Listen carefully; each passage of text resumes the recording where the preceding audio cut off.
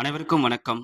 காஞ்சி Pallavan tax நேயர்கள் உங்களை வரவேற்பதில் மிக்க மகிழ்ச்சி அடைகிறோம். நம்முடைய சேனலை சப்ஸ்கிரைப் செய்து கொண்டு பெல் பட்டனை அழுத்திக் கொள்ளுங்கள். அப்பொழுதுதான் வரலாறு மற்றும் தெய்வீகம் சார்ந்த அனைத்து காணொளிகளையும் நாங்கள் பதிவிடும் பொழுது உங்களை வந்து சென்றடையும் என்பதை மகிழ்ச்சியுடன் தெரிவித்துக் கொள்கிறோம். நான் உங்கள் பாரதி பெருமாள். இன்றைய காணொளியில் நாம் காணவிருப்பது காஞ்சிபுரத்தின் மிகவும் புகழ்பெற்ற வரலாறு மற்றும் புராணம் கொண்ட வரதராஜ பெருமாள் திருக்கோயில், அதாவது அத்திவரதர் திருக்கோயில் பற்றிய முழு காணொளிதான். இந்த காணொளி சற்று பெரிதாகவே இருக்கும், அதாவது ஏறத்தாழ 35 நிமிடங்கள் கொண்டது. பலதரப்பட்ட தரவுகளிலிருந்து ஒரு கோர்வையாக விளக்கங்களை கோர்த்து உங்களுக்கு நாம் வழங்க உள்ளோம். ஆதலால் தொடர்ந்து அத்திகிரி வரதனின் முழு வரலாற்றையும் தெரிந்து கொள்ள இந்த காணொளியில் இணைந்திருங்கள்.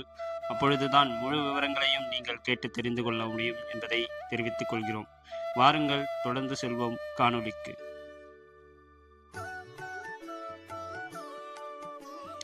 தேவாதி தேவன் தேவராளன் அத்திகிரி வரதன் வரதராஜன்.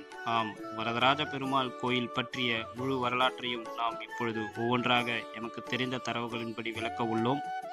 இந்த கோயில் அமைந்துள்ள இடம் பார்த்தோம் என்றால் காஞ்சிபுரம் பேருந்து நிலையத்திலிருந்து 5 கிலோமீட்டர் தொலைவில் அமைந்துள்ளது. அதாவது விஷ்ணு காஞ்சி காவல் நிலைய எல்லைக்கு உட்பட்ட பகுதியில் அமைந்துள்ளது. இந்த கோயில் ஒரு புகழ்பெற்ற வைணவ தலம் மற்றும் திவ்ய தேசம் என்பதை நாம் ஏற்கனவே கூறியுள்ளோம். காஞ்சிபுரத்தில் உள்ள மும்மூர்த்தி கோயில்களில் ஒன்றான, அதாவது ஏகாம்பரநாதர் கோயில், காமாட்சி அம்மன் மற்றும் வரதராஜ பெருமாள் கோயில், அதில் மூன்றாவதாக கூறிய வரதராஜ பெருமாள் கோயிலைத்தான் நாம் இப்பொழுது பார்த்து கொண்டிருக்கிறோம். இப்பொழுது உங்களுக்கு காண்பித்துக் கொண்டிருப்பது வரதராஜ பெருமாள் கோயிலின் நுழைந்ததும் இடது பக்கத்தில் இருக்கக்கூடிய நூற்றுக்கால் மண்டபம் அல்லது கல்யாண மண்டபம் என்றழைக்கக்கூடிய ஒரு வரலாற்று சிற்பங்களை ஆதாரமாக கொண்ட ஒரு மிகச்சிறப்பு வாய்ந்த இடம். ஆம், இங்கேதான் ஒரே கல்லில் செய்யப்பட்ட கற்சங்கிலி என்பது அமைக்கப்பட்டுள்ளது. அதை நாம் ஏற்கனவே ஒரு முறை காண்பித்தோம். இனிவரும் காணொளி பகுதியில் உங்களுக்கு காண்பிக்கிறோம் விளக்கத்துடன்.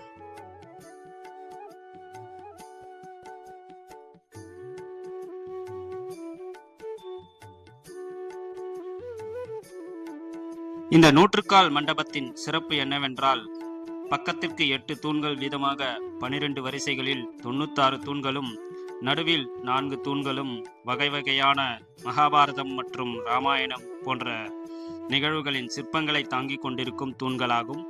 ஒவ்வொரு தூண்களும் ஒரே கல்லில் ஆனவை. அவை ஒவ்வொன்றிலும் பக்கத்திற்கு 3 சிற்பங்கள் வீதம் 12 சிற்பங்களை தாங்கிக் கொண்டிருக்கும். ஒவ்வொரு கல்லும், அதாவது 100 கல்லும், கிட்டத்தட்ட 1200க்கும் மேற்பட்ட சிற்பங்களை இன்றளவும் தாங்கிக் கொண்டு வரலாற்றையும் புகழையும் புராணத்தையும் நமக்கு கற்பித்துக் கொண்டிருக்கின்றன என்பதை இங்கே தெரிவித்துக் கொள்கிறோம். இந்த கல், இது கிருஷ்ணர் புல்லாங்குழல் ஊதுவது போன்ற ஒரு சிற்பம். இந்த கல் தூண்கள் ஒவ்வொன்றும் ஒவ்வொரு சிற்ப வேலைப்பாடுகளை, அதன் அழகையும் நமக்கு காண்பித்துக் கொண்டிருக்கின்றன. நான் ஒரு பக்கத்தில் இருந்து ஆரம்பித்து முழுவதும் ஒரு சுற்றாக இந்த நூற்றுக்கால் மண்டபத்தை உங்களுக்கு காண்பித்துக் கொண்டிருக்கிறோம்.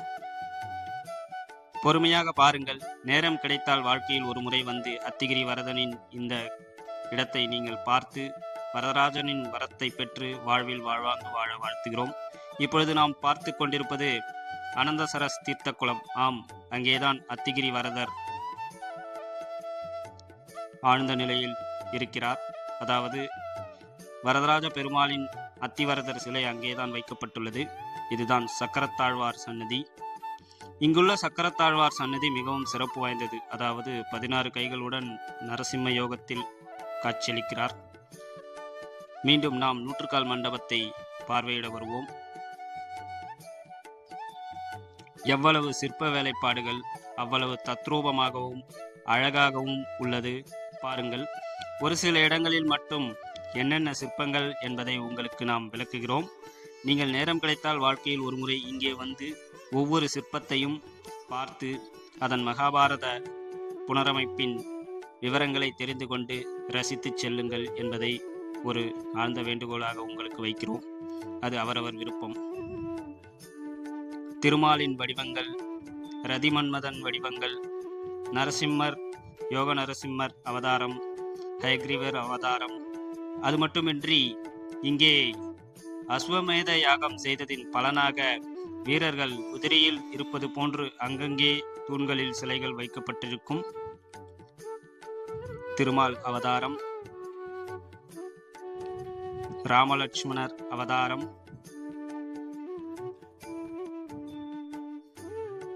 ஒவ்வொரு சிற்பமும் ஒவ்வொரு அழகிய காட்சியையும் இறைவனின் தத்ரூபமான ராமாயணம் மற்றும் மகாபாரத விவரங்களை நமக்கு இங்கே தெரிவித்துக் கொண்டிருக்கிறது. கிருஷ்ணர் புல்லாங்குழல் ஓதுவது போன்று, கச்சபேஸ்வரர் கோயிலில் கச்சப அவதாரம்,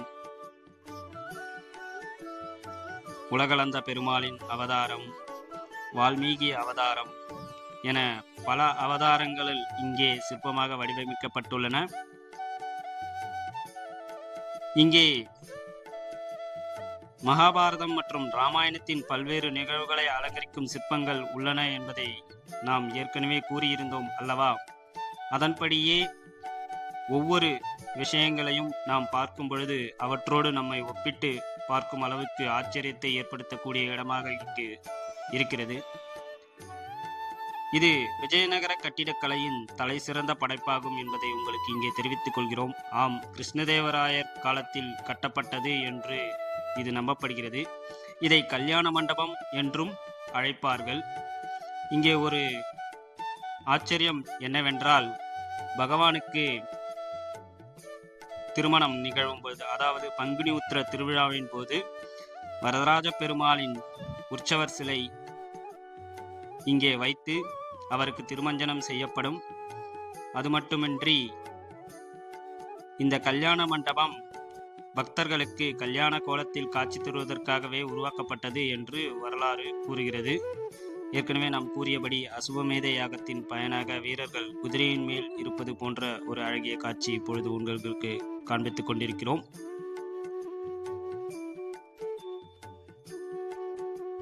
இவையெல்லாம் பார்க்கும் பொழுது வரலாறும் புராணங்களும் தெய்வமும் நம்மை எவ்வளவு நாட்கள் காப்பாற்றி வந்திருக்கின்றனர் என்பதை ஒவ்வொரு நிகழ்வும் நமக்கு அரிய நிகழ்வாகவே இருக்கிறது. இவை நடந்ததா நடக்கவில்லையா என்பதையும் தாண்டி இவற்றிற்கான ஆதாரங்கள் இன்றளவும் இருப்பதை பார்க்கும் பொழுது இன்னும் ஆச்சரியமாக இருக்கிறது. இது போன்ற முக்கியமான வரலாறு மற்றும் தெய்வீகம் சார்ந்த இடங்களை அவ்வப்போது வாழ்க்கையில் நாம் சென்று பார்க்கும் பொழுது நமது மனம் சாந்தமடையும், பல குழப்பமான சூழ்நிலைகளுக்கு தெளிவு கிடைக்கும் என்பதும் ஒரு ஐதீகம். நான் கல்யாண மண்டபத்தையே சுற்றி சுற்றி இவ்வளவு தூரம் காண்பிப்பதற்கு காரணம், இந்த கோயிலிலேயே இருப்பதற்கு அதிகமாக சிற்ப வேலைப்பாடுகள் கொண்ட இடம் இதுதான். ஆதலால் இதை அதிகளவு காண்பித்துள்ளோம் என்பதை தெரிவித்துக் கொள்கிறேன்.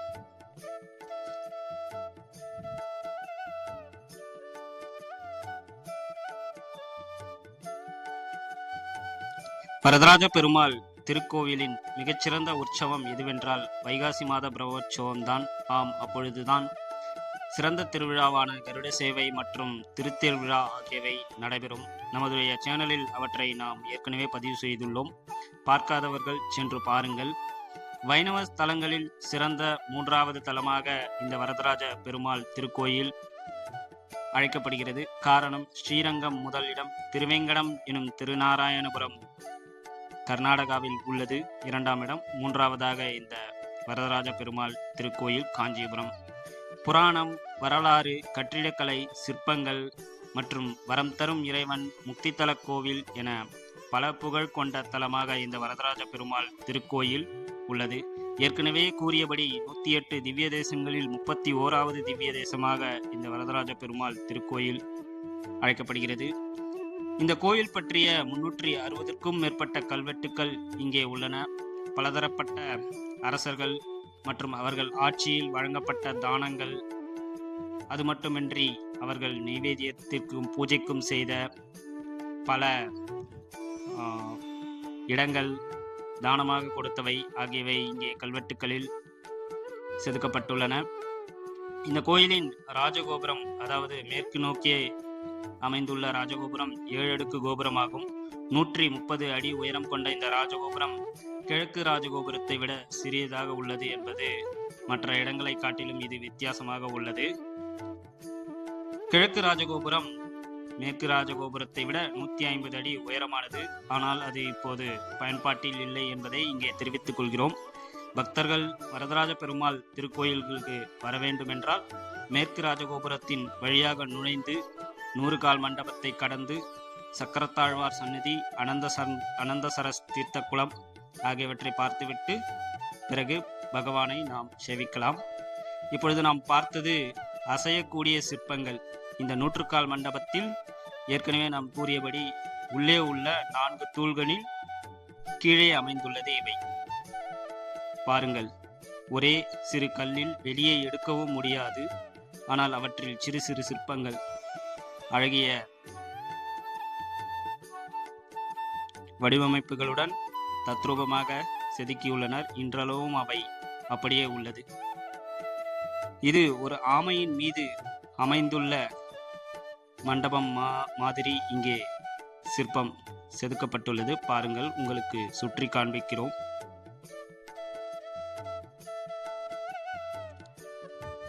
இது இன்னொரு கல் சிற்பம், சுழலக்கூடிய கல் சிற்பம். அவ்வளவு அழகாகவும் தத்ரூபமாகவும் உள்ளது. ஒவ்வொன்றாக உங்களுக்கு காண்பித்துக் கொண்டிருக்கிறோம். பாருங்கள். நீங்கள் இந்த கோயிலுக்கு வரும்பொழுது இவையெல்லாம் தவறவிடக்கூடாத இடங்கள். ஆம், 100 கால் மண்டபத்தை நீங்கள் அவ்வளவு நேர்த்தியாக கண்டு ரசிக்க வேண்டிய மிகச் சிறந்த இடமாகும். 100 கால் மண்டபம், இறைவனின் மூலவர் தரிசனம், பெருந்தேவி தாயார் சன்னதி தரிசனம் ஆகியவை, அது மட்டுமின்றி ராமலட்சுமணர் சன்னதி, இவையெல்லாம் நீங்கள் இந்த கோயிலில் முக்கியமாக பார்க்க வேண்டிய சிறப்பான இடங்கள்.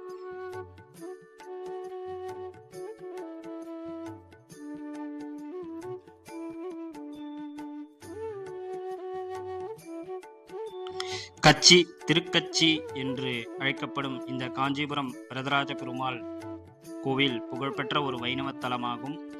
இங்கே பிரம்மா, இந்திரன், கிரகமுனிவர், ஆதிசேஷன் ஆகியோர் வந்து வழிபட்டு வரம் பெற்று சென்றுள்ளனர் என்பது வரலாறு மற்றும் தெய்வீகம் சார்ந்த புராணங்களில் உள்ளது. வரம் கொடுக்கக்கூடிய பெருமாள், அதாவது வரதராஜர். அதனால்தான் இவர் வரதராஜ பெருமாள் என்று அழைக்கப்படுகிறார். இங்கேதான் 40 ஆண்டுகளுக்கு ஒரு முறை நடக்கும் அத்திவரதர் வைபவமும் நடக்கும் என்பதை உங்களுக்கு தெரிவித்துக் கொள்கிறோம். ஆக இவ்வளவு பெருமைகள் சேர்ந்த காஞ்சி பெருமாள் கோயில்களில் பல அதிசயங்கள் நிறைந்த இந்த வரதராஜ பெருமாள் கோயிலை பற்றி நாம் பார்த்து கொண்டிருப்பது நமக்கு கிடைத்த பாக்கியம் என்பதை இங்கே நாம் தெரிவித்துக் கொள்கிறோம்.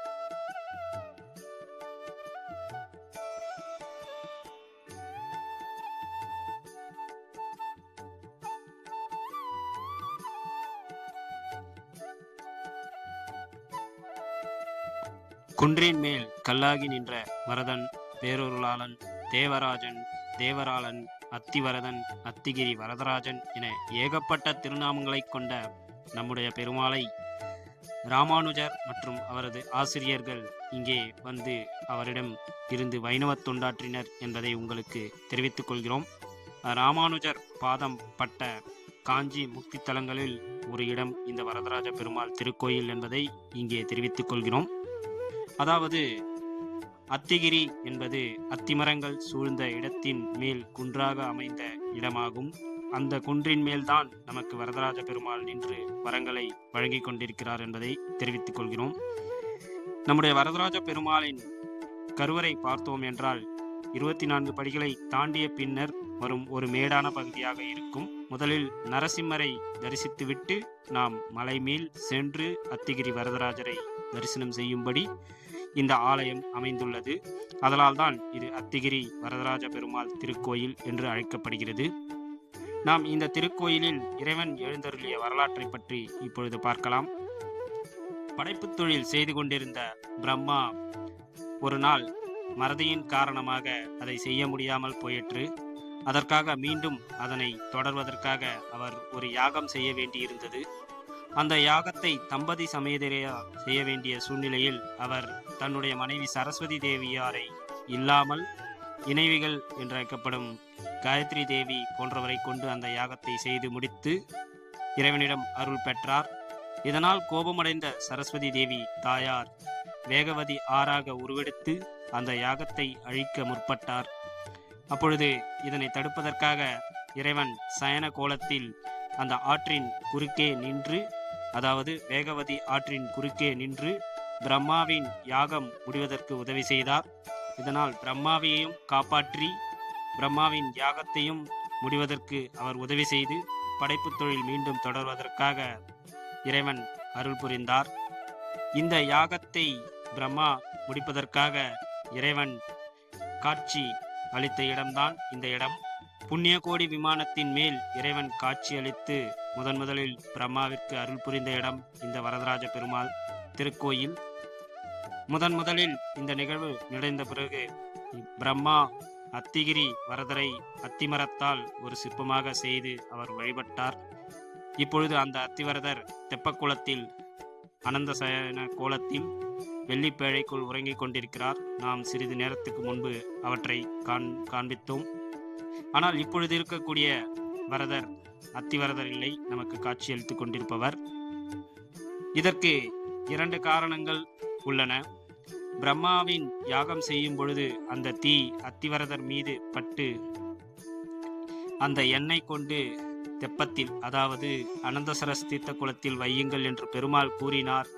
கலியுகம் முடியும் வரை நான் இப்படியே இருந்து அருள் புரிவேன் என்று கூறினார் என சில தகவல்கள், அதாவது வரலாறு மற்றும் புராணங்களில் உள்ளன. இன்னொன்று பார்த்தோம் என்றால் 1600 போன்ற காலங்களில் படையெடுப்பு நடந்தது, அதாவது அந்நியர்களால் படையெடுப்பு நடந்தது. இதனால் பாதிக்கப்பட்ட அத்திவரதரை தெப்பக்குளத்தில் வைத்து வெள்ளிப்பேழையில் மூடிவிட்டு பாதுகாத்தனர். இது எங்கே சென்றது என்று எல்லோருக்கும் தெரியாமல் இருந்த பொழுது சில நாள் குளத்தை நீர் தூர்வாரும் பொழுது, அதாவது ஏறத்தாழ 40 ஆண்டுகள் கழித்து இந்த நிகழ்வு நடக்கும் பொழுது அந்த குளத்தில், தெப்பக்குளத்தில் அத்திவரதர் வைத்த பேழை காணப்பட்டது. அதன்படியே எடுத்து அத்திவரதர் 40 ஆண்டுகளுக்கு ஒரு முறை பக்தர்களுக்கு காட்சி தருவார் என்று இங்கே உருவாக்கிவிட்டனர். அதன்படி பார்த்தோம் என்றால் 2019 கடந்த அத்திவரதரின் வைபவம் நடந்தது. இதற்கடுத்து 2059 நடக்கும். இதற்கு முன்னதால் 1939 மற்றும் 1979 ஆகிய ஆண்டுகளில் அத்திவரதர் வைபவம் நடந்தது என்பதை உங்களுக்கு தெரிவித்துக் கொள்கிறோம். இப்பேறு இருக்கும் பெருமாள் காஞ்சிபுரம் அருகில் உள்ள பழைய சீவரம் பகுதியில் உள்ள லட்சுமி நரசிம்ம பெருமாள் கோயிலில் இருந்து கொண்டு வரப்பட்ட சிலையாகும். அவர்தான் நமக்கு அத்திகிரி வரதராக நின்று கொண்டு பக்தர்களுக்கு காட்சியளிக்கிறார். இன்னொரு விஷயத்தை நாம் சொல்ல வேண்டும். வரதராஜரின் தங்கை காமாட்சி தாயார், அதாவது காமாட்சி தாயாரின் கணவன் இறைவன் ஏகம்பன், இவர்கள் மூவரும் மும்மூர்த்திகள். இவர்களின் திருக்கோயில்களை பார்ப்பது, ஒரே நாளில் பார்ப்பது வாழ்க்கையில் அனைத்து நிலைகளையும் வென்றெடுக்கும் அனைத்து வல்லமையும் ஆற்றலும் நமக்கு கிடைக்கும் என்பது ஐதீகம். ஒவ்வொரு வருடமும் பழைய சீவரம், அதாவது மாட்டுப்பொங்கல் அன்று பாரிவேட்டை உற்சவம் எனும் வைபவம் நடக்கும். அங்கே 5 பெருமாள்கள் வந்து சந்திப்பார்கள். அதாவது இப்போது இருக்கும் நம்முடைய வரதராஜ பெருமாள் அந்த இடத்திற்கு சென்று மற்ற பெருமாளுடன் சேர்ந்து நமக்கு வைபவத்தை கொடுப்பார்கள். அதாவது நம்முடைய காஞ்சி வரதராஜ பெருமாள், லக்ஷ்மி நரசிம்ம பெருமாள், காலவாக்கம் சீனிவாச பெருமாள், திருமுக்கூடல் வெங்கடேச பெருமாள், கவாந்தண்டலம் லக்ஷ்மி நாராயண சுவாமி பெருமாள் ஆகிய 5வரும் அந்த பழைய சிவரம் பார்வேட்டை உற்சவத்தில் வந்து நமக்கு ஒன்றாக இருந்து காட்சி தருவார்கள். அதாவது பாலாறு, செய்யாறு மற்றும் வேகவதி ஆகிய ஆறுகள் 3ம் சந்திக்கும் திருமுக்கூடல் எனும் இடத்தில் தை மாதம் மாட்டுப்பொங்கல் அன்று இந்த பார்வேட்டை உற்சவம் நடைபெறும். இது மிகவும் சிறப்பு வாய்ந்த ஒரு உற்சவமாகும். அடுத்ததாக நாம் காண வேண்டியது பெருந்தேவி தாயார் பற்றிய ஒரு சில விஷயங்களை நாம் கூற வேண்டும். பெருந்தேவி தாயார் அமைந்துள்ள இடம், அதாவது கல்யாண கோடி விமானத்துடன் இங்கே இருந்து பக்தர்களுக்கு காட்சியளித்துக் கொண்டிருக்கிறார்.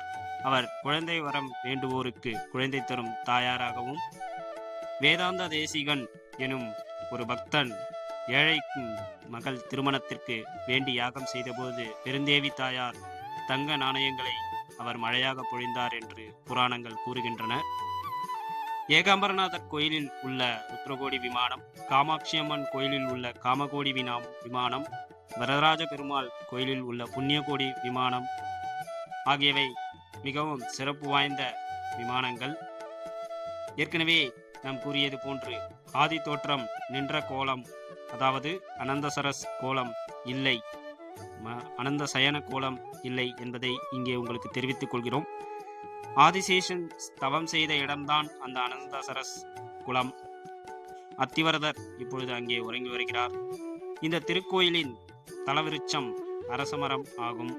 அதை இனிவரும் காணொளி பதிவுகளில் நீங்கள் காணலாம். கிட்டத்தட்ட 23 ஏக்கர் பரப்பளவு கொண்ட இத்திருக்கோயில் ஏகாம்பரநாதர் கோயிலின் அளவுக்கு நிகராக உள்ளது. அதாவது ஏகாம்பரநாதர் கோயில் 25 ஏக்கர் அளவு பரப்பளவு கொண்டது.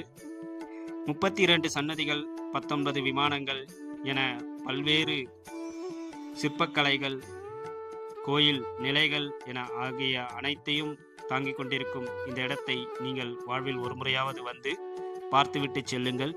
உங்களுக்கு இந்த வரதராஜ பெருமாளின் வரமும் அருளும் கிடைத்து வாழ்வில் நீங்கள் எங்கேண்டும் மேன்மேலும் வளர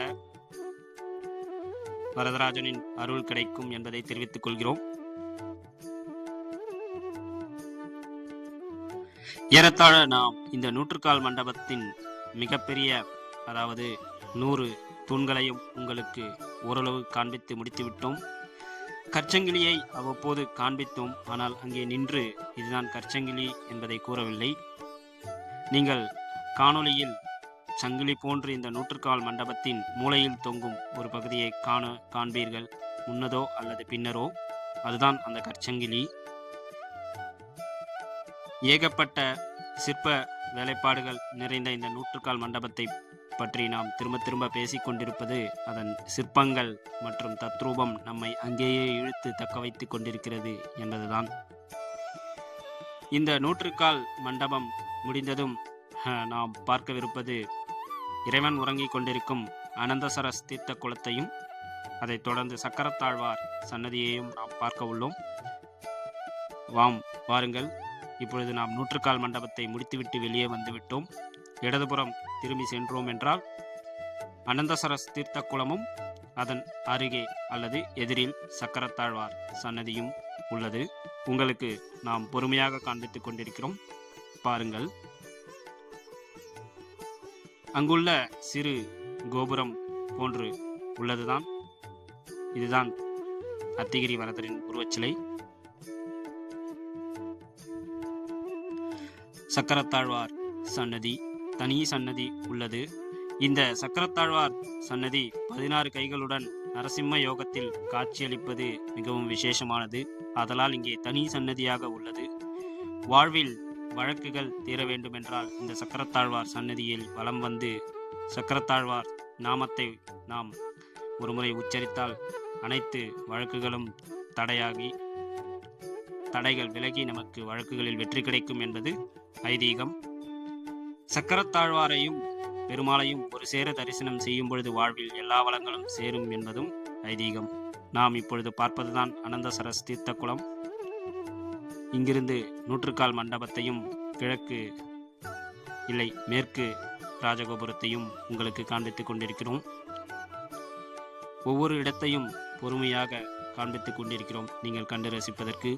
இந்த கோபுரத்தின் கீழேதான் அத்திகிரி வரதராஜர் உறங்கிக் கொண்டிருக்கிறார். அதாவது வெள்ளிப்பேழையில் வைத்து அவரது திருவுருவச் சிலை பாதுகாக்கப்படுகிறது.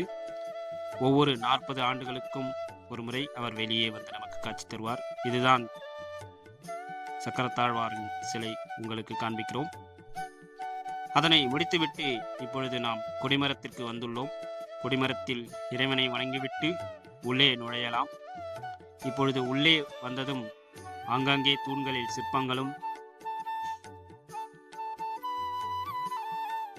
அதைத் தொடர்ந்து நாம் பெருந்தேவி தாயார் சன்னதிக்கு செல்வதற்கும், நரசிம்மர் சன்னதிக்கு செல்வதற்கும், ராமலட்சுமணர் சன்னதிக்கு செல்வதற்கும் வழி இந்த பக்கம் உள்ளது. இப்பொழுது பார்த்து கொண்டிருப்பது நரசிம்மர் சன்னதி. உங்களுக்கு பொறுமையாக காண்பித்துக் கொண்டிருக்கிறோம். இதுதான் முதல் தலம் என்றும் இதன் மேல்தான் அத்திகிரி வரதராஜர் நின்ற கோலத்தில் நமக்கு காட்சியளித்துக் கொண்டிருக்கிறார் என்பதை இங்கே தெரிவித்துக் கொள்கிறோம். வாருங்கள். பிரம்மா செய்த அஸ்வவேத யாக வழிபாடு காரணமாக பல குதிரை சிற்பங்கள் ஆங்காங்கே இந்த திருக்கோயிலில் உள்ளன. இந்த திருக்கோயிலின் இன்னொரு விசேஷம் என்னவென்றால், ஒவ்வொரு சித்ரா பௌர்ணமிக்கு பின்வரும் 15வது நாள் மூலவர் மீது சூரிய ஒளி படும்படி கட்டப்பட்டுள்ளது ஒரு ஆச்சரியம். இப்பொழுதுதான் சமீபத்தில் சித்ரா பௌர்ணமி முடிந்தது. 15வது நாள் நீங்கள் முடிந்து சென்று பார்க்கலாம். 32 சன்னதிகள் உடைய திருக்கோயில் மிகவும் பெரிய கோயிலாகும். வரலாற்று சிறப்பு வாய்ந்த கோயிலாகும். இந்த கோயில் ஏறத்தாழ 350 கல்வெட்டுக்களின்படி பல்லவர்கள், சோழர்கள், பாண்டியர்கள், சேரர்கள், அது மட்டுமின்றி விஜயநகர பேரரசர்கள் என பல்வேறு காலகட்டத்தில் கோயில் உருவாக்கி புனரமைக்கப்பட்டது. திருப்பணி செய்யப்பட்ட விவரங்கள் இங்கே கல்வெட்டுக்களில் பதிவு செய்யப்பட்டுள்ளன. சற்று நேரத்துக்கு முன்பு நாம் பார்த்ததுதான் தங்கபள்ளி தரிசனம் மற்றும் பெருமாளின் திருவுருவச் சிலை. 14ஆம் நூற்றாண்டு சோழர்கள் கோபுரத்தை புனரமைத்தனர். பிரிட்டிஷ் காலத்தில் ஒரு நன்கொடை, அதாவது ஆரம் கருட நன்கொடையாக கொடுக்கப்பட்டது. அந்த ஆரம் கருட சேவையின் போது மட்டுமே சுவாமிக்கு அணிவிக்கப்படும். அது மகுடமணி என்று அழைக்கப்படுகிறது. இந்த திருக்கோயில் 3 பிரகாரம் உடையது. அதாவது ஆழ்வார்கள் பிரகாரம், மடப்பள்ளி பிரகாரம் மற்றும் திருமலை பிரகாரம் என 3 நிலைகளை உடையது. ஒவ்வொரு இடத்தையும் நம்மால் முடிந்தவரை உங்களுக்கு சுற்றி காண்பித்து வருகிறோம். பார்த்து கொண்டே இருங்கள், ரசித்து கொண்டே இருங்கள் வரதராஜ பெருமாளின் திருக்கோயிலை. இப்பொழுது நாம் பார்ப்பதுதான் ராமலட்சுமணர் சன்னதிக்கு செல்லும் வழி. இதுதான் இக்கோயிலின் தலவிருட்சம், அரச மரம். பொறுமையாக உங்களுக்கு காண்பித்துக் கொண்டிருக்கிறோம், பாருங்கள்.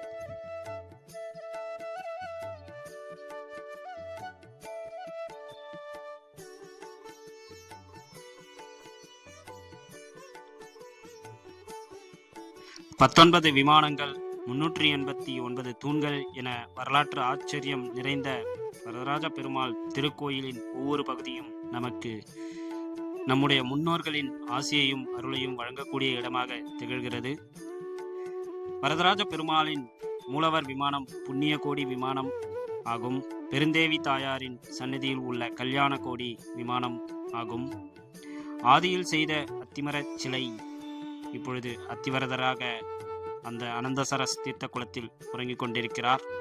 அதுவும் நின்ற கோலத்தில் உருவாக்கப்பட்ட சிலைதான் என்பதை நாம் தெரிந்து கொள்ள வேண்டும். ஒவ்வொரு முறை அத்திவரதர் வைபவம் நடக்கும் பொழுதும், அதாவது 48 நாட்களுக்கு அத்திவரதரின் தரிசனம் கிடைக்கும். 24 நாட்கள் நின்ற கோலத்திலும் 24 நாட்கள் அமர்ந்த கோலத்திலும் இல்லை அனந்தசயன கோலத்திலும் பக்தர்களுக்கு காட்சியளிப்பார். இதுதான் புண்ணிய கோடி விமானத்தின் இடதுபுறம் இருந்து உங்களுக்கு காணொளியில் காண்பித்துக் கொண்டிருக்கிறோம். 12 ஆழ்வார்களும் தரிசித்த தலமாக உள்ள இந்த வரதராஜ பெருமாள் திருக்கோயில் திருமங்கை ஆழ்வார் 4 பாசுரத்தையும், பூதத்தாழ்வார் 2 பாசுரங்களையும், பேயாழ்வார் 1 பாசுரங்களையும் மங்களாசாசனம் செய்துள்ளனர். கருட சேவை உற்சவம், ஐயங்கார் குளம் உற்சவம், அதாவது நடவாவை கிணற்றில் இறைவன் இறங்கி எழுந்தருளல், திருத்தேர் ஆகியவை வைகாசி பிரம்மோற்சவத்தின் சிறப்பு வாய்ந்த நிகழ்வுகள் ஆகும். மதுரையில் கள்ளழகர் உற்சவம் நடப்பது போன்று நடவாவி உற்சவம் நடக்கும். 16 கைகள் கொண்ட சுதர்சன சக்கரத்தாழ்வாரின் சன்னதியை சந்தித்துவிட்டு பெருமாளை நாம் சந்திக்கும் பொழுது திருமணத்தடை நீங்கும், வழக்குகளிலிருந்து வெற்றி கிடைக்கும், வாழ்வில் வளமும் நிம்மதியும் கிடைக்கும் என்பது ஐதீகம். 2000 ஆண்டுகளுக்கு மேல் பழமையான இந்த கோயில் எவ்வளவு ஆச்சரியங்கள், வரலாற்று சிற்பக்கலைகள், கட்டிடக்கலைகளை தாங்கி நமக்கு இன்னமும் காட்சியளித்துக் கொண்டிருப்பது என்பது ஆச்சரியமாகும். நாரத முனிவர், பிரம்மா, ஆதிசேஷன், பிருகு முனிவர் ஆகியோர் இறைவனை தரிசனம் செய்த இடமாகும் என்பது புராணங்களில் குறிப்பிடப்பட்டுள்ளது. இப்பொழுது நாம் பார்த்து கொண்டிருப்பது தூண்கள் நிறைந்த மண்டபம், அதாவது வரதராஜ பெருமாள் அத்திகிரி வரதனின் பின்பக்கத்தில் உள்ள இடமாகும். குழந்தை வரம் தரும் பெருந்தேவி தாயார் பெண்கள் உடல் சார்ந்த நோய்களை நீக்கும் என்பதும் ஐதீகம். ஏற்கனவே கூறியபடி வேதாந்த தேசிகனின் வேண்டுதலின் காரணமாக ஏழை ஒருவரின் மகள் திருமணத்திற்காக தாயார் தங்கமழை பொழிந்தார் என்று புராணங்களில் கூறப்படுகிறது. ஆதலால் பெருந்தேவி தாயார் சந்நிதி செல்லும் பொழுது அவரது கல்யாண கோடி விமானத்தையும் நீங்கள் தரிசனம் செய்து வந்தோம் என்றால் திருமண தடை விலகும், பெண்களுக்கு உடல் சார்ந்த உபாதைகள் நீங்கும் என்பது ஐதீகம். இதுதான் கிழக்கு ராஜகோபுரம் மடப்பள்ளி. நாம் வலதுபுறமாக இருந்த புண்ணிய கோடி விமானத்தை உங்களுக்கு காண்பித்துக் கொண்டிருக்கிறோம். இதுதான் பெருந்தேவி தாயார் சன்னதிக்கு செல்லும் வழியாகும். ஏறத்தாழ நமக்கு தெரிந்த அத்தனை விவரங்களையும் இந்த காணொளியில் பதிவு செய்தோம். தங்கபல்லி வெள்ளிபல்லியாக இருக்கும் சூரிய சந்திரரை வணங்கினால் பள்ளி விழுந்த தோஷங்கள் நீங்கி நன்மை உண்டாகும். அதாவது கௌதம முனிவரின் சிஷ்யர்கள் இருவரும் இங்கே வந்து பல்லியாக இறைவனிடம் மோட்சமடைந்தனர். அதற்கான காரணம் என்னவென்றால், சிஷ்யர்கள் தீர்த்தம் கொண்டு வரும் பொழுது அதில் பல்லி இருந்ததை கவனிக்காமல் விட்டனர். அதனால் கௌதம முனிவரின் சாபத்தின்படி அவர்கள் பல்லியாக சென்று விட்டனர். அதிலிருந்து விடுபட 7 முக்தி தலங்களையும் தரிசனம் செய்து, இதுதான் பெருந்தேவி தாயாரின் சிலை, தரிசனம் செய்து இறைவனை கடைசியாக இங்கே காஞ்சிபுரத்தில் வந்து தரிசனம் செய்து அருள் பெற்ற பொழுது அவர்கள் வைகுண்ட மோட்சம் அடைந்தனர். இறைவன் அவர்களை இங்கேயே இருந்து பஞ்சலோக சிலையாக மாற்றி தன் அருகில் வைத்து வரும் அனைத்து பக்தர்களுக்கும் தன்னை தரிசித்து அவர்களை தரிசிக்கும் பொழுது சகல தோஷ நிவர்த்தியை கொடுப்பார் என்பது ஐதீகம். இதற்கு சாட்சியாக சூரியனும் சந்திரனும் என்பது அங்கே உள்ள தகடுகள், அதாவது பஞ்சலோக தகடுகள் நமக்கு தெரிவிக்கின்றன. வைகாசி பிரம்மோற்சவத்தில் தேர் கிருஷ்ணதேவராயர் காலத்தில் செய்து கொடுக்கப்பட்டது என்று வரலாற்று நூல்கள் குறிப்பிடுகின்றன. ஏற்கனவே நாம் கூறியபடி ஏகாம்பரநாதர் கோயிலின் முன்பக்க கோபுரம் கிருஷ்ணதேவராயரால் கட்டப்பட்டது என்பதும் சிறப்பு வாய்ந்தது. நாம் ஏற்கனவே கூறியபடி மகரகண்டி எனும் ஆபரணத்தை ராபர்ட் கிளைவ் அவர்கள் இறைவனுக்காக அளித்துள்ளார். அந்த ஆபரணத்தை ஒவ்வொரு கருட சேவையின் போதும் இறைவனுக்கு அளித்து பக்தர்களுக்கு இறைவன் ராஜ வேடத்தில் வந்து காட்சியளிப்பார், வரம் கொடுப்பார். பங்குனி உற்சவம், அதாவது 7 நாள் நடைபெறும் உற்சவத்தின் பொழுது தேவாதி தேவன் தேவராஜன் அத்திகிரி வரதன் கல்யாண மண்டபத்தில் வைத்து 7 திரைகள் கட்டி பூஜைகள் நடக்கும். இவ்வளவு சிறப்புகளையும் செய்திகளையும் நமக்கு தெரிந்தவரை தொகுத்து உங்களுக்கு அனைத்தையும் இந்த காணொளி பதிவில் பதிவு செய்துள்ளோம். வேறு ஏதேனும் விடுபட்டிருந்தால் உங்களுக்கு தெரிந்தால் கமெண்ட் பாக்ஸில் சொல்லுங்கள். நாம் இன்னும் அவற்றை மக்களுக்கு தெரிவிக்க வேண்டும் என்பதே நம்முடைய நோக்கமாகும். திருக்கச்சி நம்பி என்பவர் ராமானுஜரின் சீடர், கூரத்தாழ்வார் என்பவரும் ராமானுஜரின் சீடர். இவர்களும் இங்கே இருந்து இறைவனிற்கு வைணவ தொண்டாற்றினர் என்பது குறிப்பிடத்தக்கது. இப்பொழுது நாம் பார்த்து கொண்டிருப்பது 4 தூண்கள் கொண்ட சோழர் கால மண்டபம். அதைத் தொடர்ந்து பெருந்தேவி தாயாரின் சன்னதியின் முன் உள்ள தூண்கள். ராமானுஜருக்கு பின் வேதாந்த தேசிகர் தான் இந்த கோயிலுக்கு ஆச்சாரியார் ஆனார் என்பது வரலாற்று புராணங்களில் உள்ளது. உறையூர் சோழனால் மறைக்கப்பட்ட கண்ணை திரும்பவும் கொடுத்த வரதர், அதாவது கூரத்தாழ்வாருக்கு திரும்பவும் கொடுத்த வரதர். யாதவ பிரபாகரன், அதாவது ராமானுஜரின் குரு, ராமானுஜரை கொலை செய்யும் முயற்சியில் இருந்த பொழுது அவரை காப்பாற்ற வேடர்களாக வந்து தேவராஜனும் பெருந்தேவி தாயாரும் காப்பாற்றினர். இவ்வளவு பொறுமையாக நம்முடைய வரதராஜ பெருமாளின் அனைத்து வரலாறு மற்றும் புராணங்களையும் முழுமையாக அமர்ந்து கேட்டு பார்த்து ரசித்தமைக்கு பக்தர்களும் நேயர்களும் ஆகிய உங்களுக்கு மிகுந்த நன்றிகள். இதுபோன்ற வரலாற்று நிகழ்வுகளையும் தெய்வீகம் சார்ந்த காணொளிகளையும் காண தொடர்ந்து இணைந்திருங்கள் நம்முடைய காஞ்சி பல்லவன் டாக்ஸ் வலைதள சேனலில். நன்றி, வணக்கம்.